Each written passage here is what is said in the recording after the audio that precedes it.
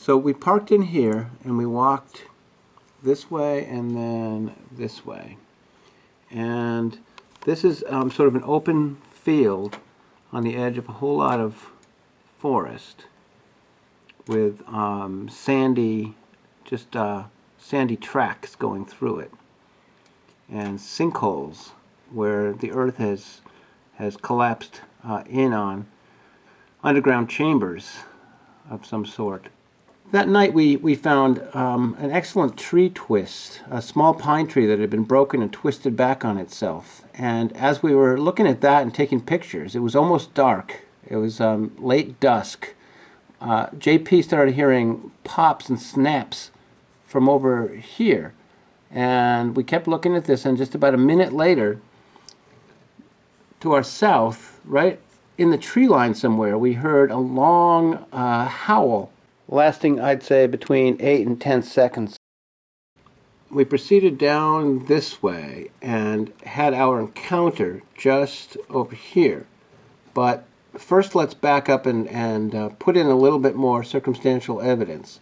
Because the next morning we came back to retrieve the audio recorder that we left right here. Definitely not sawed off. It's the top of this tree. Look at all the sap that dripped out. Yeah, came from up there. Sap, dried. So here's a pine tree with this, and it's down over here, lying this way, which is not the way it would fall if it came off. And it's about the same age, it looks like, as the other break nearby. We have this tree that's just been topped, and we can't see where the rest of it is. And not only that, this branch broken as well. This branch is broken down. 3 breaks right here. This one. This one's been curved way around that way. And this one's broken right here. So that seems another territorial marker to me. And then, right over yonder, is the original tree we saw last night at dusk, right before we heard this excellent nearby single howl.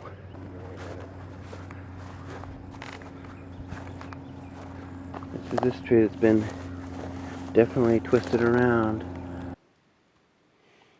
But about a minute before we heard the howl from our south, JP heard something from the tree line to our east. A couple of snaps or pops.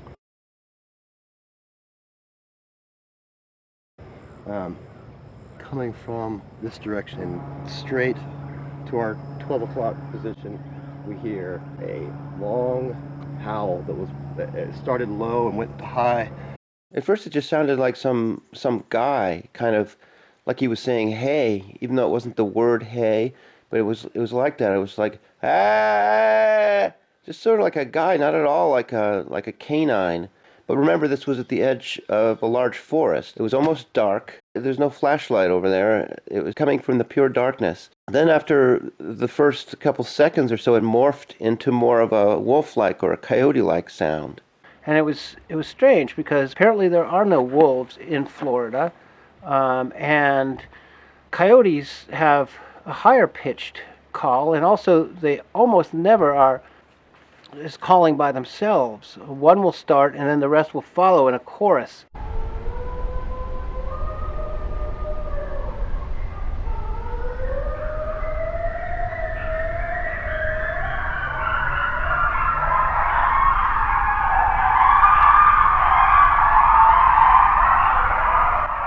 And it's associated with the hunt.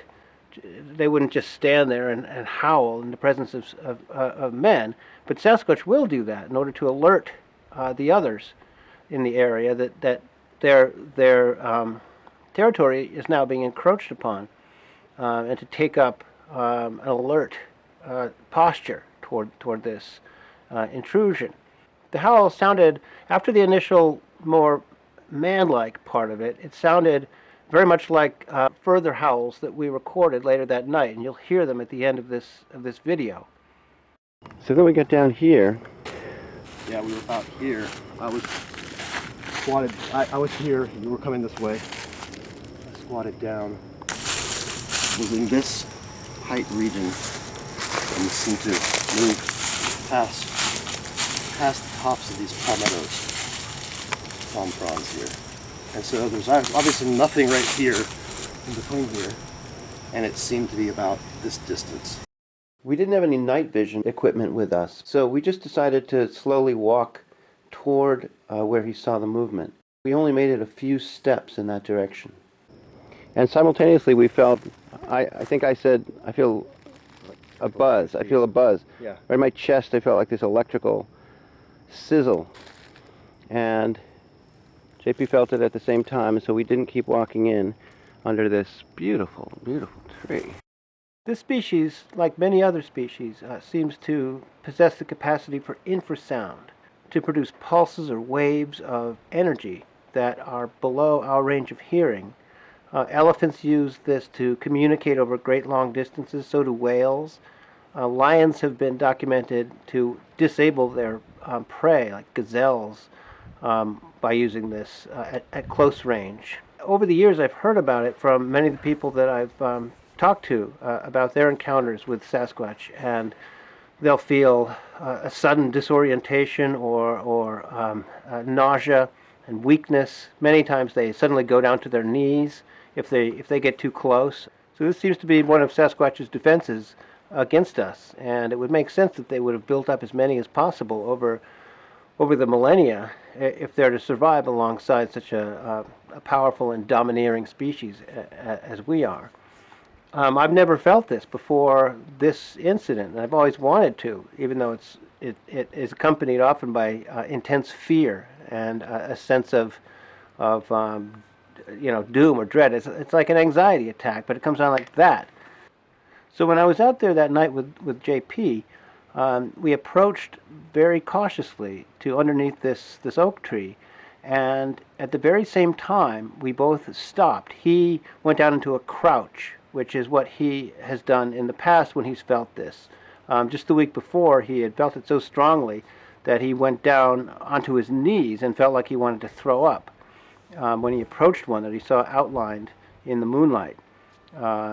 He didn't approach very far. He just took a few steps nearer than he was and suddenly felt this. And his friend who was with him felt like he wanted to throw up as well. It can be very strong and debilitating. So JP went into a crouch, and at the very same time I felt like a tingly, sizzly sensation, like an electrical charge on my chest. It was pretty mild, but it comes with this overwhelming sense that you don't want to go any farther.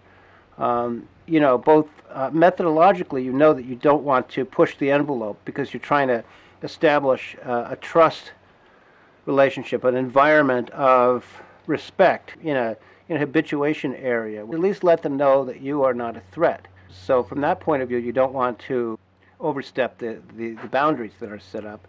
But just as importantly, from a very visceral standpoint, you just, as I said, you just, I've heard this from others, but now I know it firsthand, you just don't want to go any farther. You just feel that it's not the thing to do.